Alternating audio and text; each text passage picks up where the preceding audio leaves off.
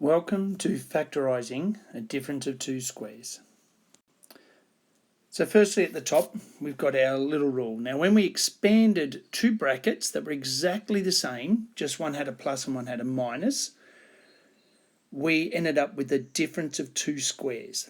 So we're going to use that rule that if we have a difference of two squares, difference meaning a minus in between, then it factorises to two brackets that are the same, one with a plus, one with a minus. All right, and there are our examples we're going to look at. So the first one. Notice that we have m is being squared minus, so the difference, n being squared.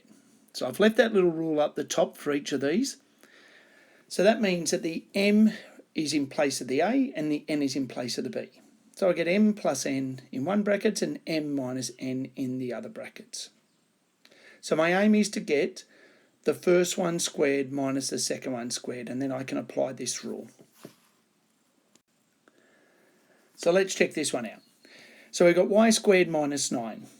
So we've got to change the second one so that it's a square. So 9 is 3 squared. So that becomes y squared minus 3 squared. Notice it's the difference of two squares. So now I can use my rule. So I get y plus 3 in one bracket and y minus 3 in the other bracket.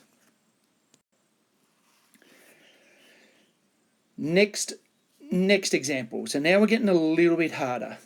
All right, so the first one, a squared b squared, we'll notice that both of them have been squared, so that becomes ab all squared. And in the second term, we've got 16, which is 4 squared, and the m squared. So that second term is 4m all squared, and there's a difference in between. So my answer becomes AB minus 4m in one bracket and AB plus 4m in the other. Notice I've written it the opposite, the minus first and the plus second.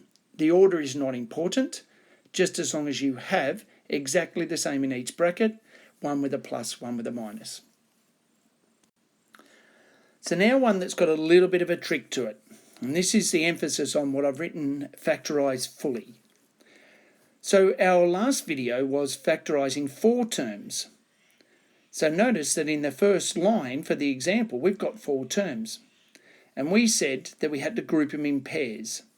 So those first two, I take the common factor out the front, which is the a squared. So I get a squared outside of 3 plus b. For the back two, the minus 12 minus 4b, minus 4 is the common factor, and I take it out the front of 3 plus b. Note, as we said in the video on factorising with 4 terms, if you've got two brackets the same, then you've actually done this correctly. So we take the 3 plus b out the front bracket and a squared minus 4, what's left over in the second bracket. And then note that a squared minus 4 is a difference of two squares, so that's the factorise fully. So step 1, the third line, is only factorise. Fully is the final line, which is then 3 plus b, a plus 2, a minus 2. Thank you.